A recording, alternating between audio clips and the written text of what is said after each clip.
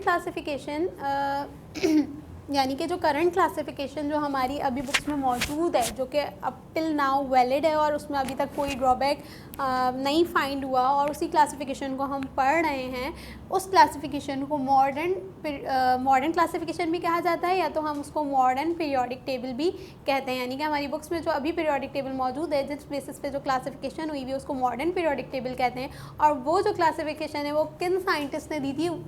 That was given by Moseley in the year 1914।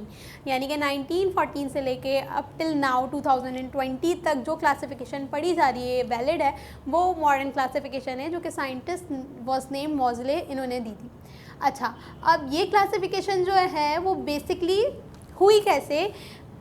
जैसे ही atomic number की discovery हुई, यानी कि जैसे ही साइंटिस्ट ने एटॉमिक नंबर डिस्कवर किया, उसके फ़ौरन बाद यही क्लासिफिकेशन दे दी गई, क्योंकि ये क्लासिफिकेशन एटॉमिक नंबर की बेसिस पे थी। मैं एटॉमिक नंबर पहले भी बता चुकी हूँ, दोबारा बता देती हूँ that what is atomic number. किसी भी मखसूस एटम के नंबर ऑफ प्रोटॉन्स को हम उसका एटॉमिक नंबर बोलते हैं, क्योंकि किसी एलिमेंट में जितने नंबर ऑफ प्रोटॉन्स होते हैं उतने ही नंबर ऑफ इलेक्ट्रॉन्स होते हैं इन अ न्यूट्रल एटम।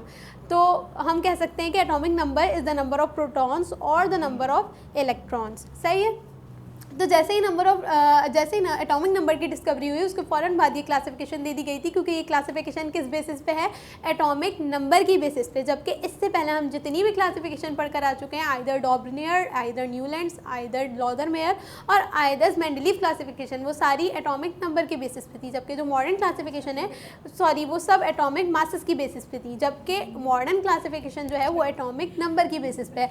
अगर हम इसका स्टेटमेंट पढ़ें तो इसका स्टेटमेंट एग्जैक्टली सेम है मेंडलीव के स्टेटमेंट के, सिर्फ जो फ़र्क है वो सिर्फ इनके स्टेटमेंट में एक वर्ड का फ़र्क है, और वो है एटॉमिक नंबर। मेंडलीव के क्लासिफिकेशन में सेम यही स्टेटमेंट था, लेकिन उन्होंने वहाँ एटॉमिक नंबर की जगह एटॉमिक मास लिखा था। लेकिन क्यों उन्होंने एटॉमिक मास रखा था? यानी कि उनकी क्लासिफिकेशन में इतने ड्रॉबैक्स आए ही क्यों थे? क्योंकि तब तक एटॉमिक नंबर ही नहीं डिस्कवर हुआ था। अब जैसे ही एटॉमिक नंबर डिस्कवर हो गया, तो मोज़ले ने उन्हीं की क्लासिफिकेशन को मॉडिफाई किया, उन्हीं की क्लासिफिकेशन को आगे चलाया। इवन के स्टेटमेंट भी उन्हीं का ही है, जस्ट उन्होंने एटॉमिक नंबर की जगह, एटॉमिक मास की जगह एटॉमिक नंबर लिख दिया। ठीक है। तो physical and chemical properties of the elements are the periodic function of the atomic number. अच्छा, अब मॉडर्न पीरियोडिक टेबल के बारे में 2-3 फैक्ट्स हैं जो कि हमें पता होने चाहिए। सबसे पहले तो मॉडर्न पीरियोडिक टेबल को हम Bohr's long form of periodic table भी कहते हैं। ये बात एमसीक्यूज में भी पूछी जा सकती है, कहते हैं that modern periodic table is also called Bohr's long form of periodic table.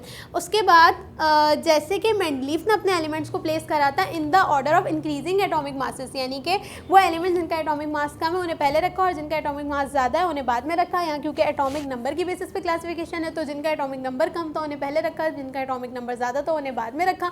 So elements were placed in the order of their increasing atomic masses. तो ये मोड ऑफ अरेंजमेंट क्या था? In order of increasing atomic number. उसके बाद इनकी, जैसे Mendeleev की classification में जो 2 मेन फीचर्स थे वो पीरियड्स और ग्रुप्स थे, इनकी क्लासिफिकेशन में भी वही 2 फीचर्स हैं, पीरियड्स एंड ग्रुप्स। लेकिन मेंडलीव की क्लासिफिकेशन में पीरियड्स 12 थे। मॉडर्न क्लासिफिकेशन यानी कि जो मॉडर्न पीरियोडिक टेबल है उसमें 7 पीरियड्स हैं, हॉरिजॉन्टल रॉज, यानी कि जो हॉरिजॉन्टल रॉज होती हैं उन्हें पीरियड्स कहते हैं, और हमारे मॉडर्न पीरियोडिक टेबल में 7 पीरियड्स हैं। मेंडलीव की क्लासिफिकेशन में 12 थे, तो ये थोड़ी सी मॉडिफिकेशन हो गई। मेंडलीव की क्लासिफिकेशन में 80 ग्रुप्स थे और हमारी मॉडर्न क्लासिफिकेशन में भी 80 ग्रुप्स हैं। ग्रुप्स वर्टिकल रॉज को बोलते हैं। ये मैं पहले एक्सप्लेन कर चुकी हूँ ड्रॉ करके, इसलिए अभी ड्रॉ नहीं कर रही। अच्छा, अब ये जो हम मॉडर्न पीरियोडिक टेबल में मौजूद जो 7 पीरियड्स हैं ये उनकी डिटेल है। अब इसको हम पढ़ लेते हैं प्रिसाइजली। मैंने समराइज़ करके चार्ट की फॉर्म में बना दिया। मॉडर्न पीरियोडिक टेबल में 7 पीरियड्स हैं, 1 2 3 4 5 6 7। सही है। सबसे पहले तो हमें ये पता होना चाहिए कि हम कैसे रिप्रेजेंट करेंगे पीरियड्स के अल्फ़ाबेटिकल ऑर्डर को। हम इस फॉर्म में रिप्रेजेंट करेंगे। हम 1 ऐसा वाला नहीं लिख सकते, हम ONE1 वाला 1 नहीं लिख सकते, हमें इस फॉर्म में रिप्रेजेंट करना होगा पीरियड्स को। ठीक है। देन हमें हर पीरियड के बारे में डिटेल्स पता होनी चाहिए। पहले पीरियड को हम शॉर्टेस्ट पीरियड कहते हैं। पहले पीरियड को शॉर्टेस्ट पीरियड क्यों कहते हैं? क्योंकि इसमें नंबर ऑफ़ एलिमेंट्स सबसे कम है। कितने? सिर्फ 2। कौन से? Hydrogen and helium. उसके बाद एक बात लिखी हुई है, मैं इलेक्ट्रॉनिक कॉन्फ़िगरेशन पीछे पढ़ा चुकी हूँ इलेक्ट्रॉनिक कॉन्फ़िगरेशन क्या होता है, और जब मैंने इलेक्ट्रॉनिक कॉन्फ़िगरेशन पढ़ाई थी तभी मैंने शेल्स का भी कॉन्सेप्ट बताया था कि शेल्स क्या होते हैं कि किसी भी एटम के न्यूक्लाई के अराउंड डिफरेंट शेल्स मौजूद होते हैं जिसमें डिफरेंट इलेक्ट्रॉन्स फिल होते हैं according to their capacity. Shells K, L, M, N ये शेल्स होते हैं और हर शेल के अंदर इलेक्ट्रॉन्स आने की कैपेसिटी होती है। के शेल में 2 से ज़्यादा इलेक्ट्रॉन नहीं आते, एल शेल में 8 से ज़्यादा नहीं आते। तो अब ये बता रहे हैं कि जो शॉर्टेस्ट पीरियड है, यानी कि जो शॉर्टेस्ट पीरियड है उसमें मौजूद जो एलिमेंट्स हैं वो कितने शेल फिलअप होने, यानी कि कितने शेल फिलअप हो सकते हैं उनके एलिमेंट्स में। तो उनके शेल में उनके एलिमेंट्स में सिर्फ के शेल फिल हो सकता है, यानी कि उनकी जो वैलेंसी होती है वो सिर्फ एक इलेक्ट्रॉन लेने की होती है। यानी अगर ज़्यादा लेने की होती ज़्यादा इलेक्ट्रॉन्स लेने की कैपेसिटी होती है उनके अंदर, तो उनके ज़्यादा शेल फिल होते हैं। लेकिन इनकी वैलेंसी हम पीछे पढ़ के आ चुके हैं कि इनकी वैलेंसी जो होती है वो कम होती है। तो इसलिए ये जो होते हैं इलेक्ट्रॉन्स जो है वो अपने इनकी वैलेंसी कम होती है तो ये कम इलेक्ट्रॉन्स लेते हैं जब इनके अंदर कम शेल फिलअप होते हैं, जैसे कि सिर्फ पहला शेल के शेल फिल होता है। उसके बाद the second period is called short period. इसको शॉर्ट पीरियड क्यों कहते हैं? क्योंकि इसके अंदर सिर्फ 8 एलिमेंट्स होते हैं। ये लिथियम से स्टार्ट होता है और नियॉन पे ख़त्म होता है। इसके अंदर कितने शेल्स फिल हो सकते हैं? के भी फिल हो सकता है, एल भी फिल हो सकता है और एम भी फिल हो सकता है। यानी कि इतने इलेक्ट्रॉन्स लेने की सलाहियत रखते हैं कि के शेल भी फिल हो जाता है, एल भी फिल हो जाता है और एम शेल भी फिल हो जाता है। उसके बाद ग्रुप 3, इसको भी शॉर्ट पीरियड कहते हैं। दोनों को शॉर्ट पीरियड इसलिए कहते हैं क्योंकि दोनों के अंदर 8 इलेक्ट्रॉन्स आ सकते हैं। Third period starts from the sodium and it ends on एर्गॉन।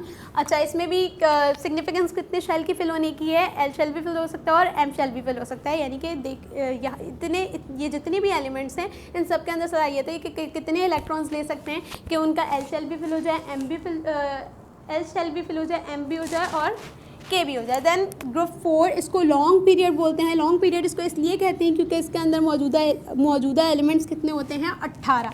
ये पोटेशियम से स्टार्ट होता है और क्रिप्टॉन पे ख़त्म होता है। सही है, ये बातें पता होनी चाहिए। एमसीक्यूज़ में पूछ सकते हैं कि फला पीरियड कहाँ से स्टार्ट होता है, कहाँ ख़त्म होता है, उसमें कितने एलिमेंट्स होते हैं, उसको कौन सा पीरियड बोलते हैं, उसमें कितने शेल फिल हो सकते हैं। तो ये बातें एमसीक्यूज़ में आपसे पूछी जा सकती हैं। दैन इसमें कितने शेल फिल होने की सिग्निफिकेंस है? इसमें एम शेल भी फिल हो सकता है और एन शेल भी फिल हो सकता है। देखिए, क्योंकि नंबर ऑफ़ एलिमेंट्स भी बढ़ रहे हैं ना हर ग्रुप में, तो जितने ज़्यादा एलिमेंट्स भी बढ़ रहे हैं और डिफरेंट एलिमेंट्स में ज़्यादा इलेक्ट्रॉन लेने की वैलेंसी भी बढ़ती जा रही है, तो जितने इलेक्ट्रॉन्स लेते जाएंगे उतने शेल भी फिलअप हो सकते हैं। तो ये मैक्सिमम बताने के एन शेल तक फिल हो सकता है, लेकिन ज़रूरी नहीं है कि हर टाइम उसके एन तक शेल ही फिल होंगे, कम भी हो सकते हैं। ये मैक्सिमम कंडीशन बताने के मैक्सिमम कंडीशन इन पीरियड्स में एलिमेंट्स कितने शेल तक इलेक्ट्रॉन फिल कर सकते हैं, तो वो ये कंडीशन इन्होंने बताई हुई है।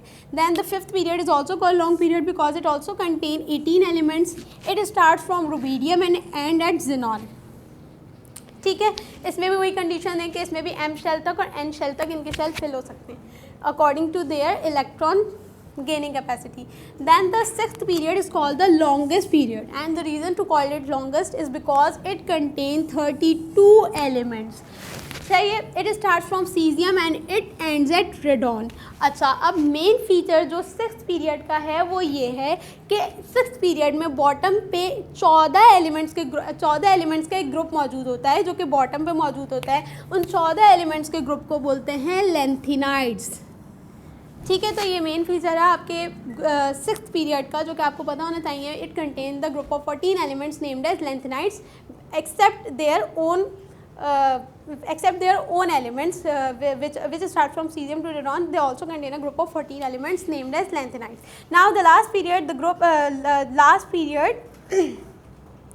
Now the last period which is also called as incomplete period, यानी कि जो पीरियड है ये इनकम्प्लीट है, ये कंप्लीट नहीं है, यानी कि इसमें कुछ डिस्कवरीज वगैरह ऐसी हैं जो होनी है, यानी कि उसे जो मॉसल है उसने उसे कंप्लीट नहीं करा क्योंकि उन्हें कुछ एलिमेंट्स की जो है वो कमी फील हुई होगी या जो भी होगा, उन्होंने इस पीरियड को इनकम्प्लीट रहने दिया। फ्रांसियम से स्टार्ट होता है और एंड उन्होंने नहीं बताया है। और एक मेन फीचर जो कि इस पीरियड का है same as the six period which is it also contain a group of 14 elements at the bottom and that a group of 14 elements is named as actinides. तो this was all about the details of modern periodic table. इसमें periods होते हैं, इसमें groups होते हैं। आज हमने details पढ़ी है पीरियड्स की, and next time we will discuss about the groups. है।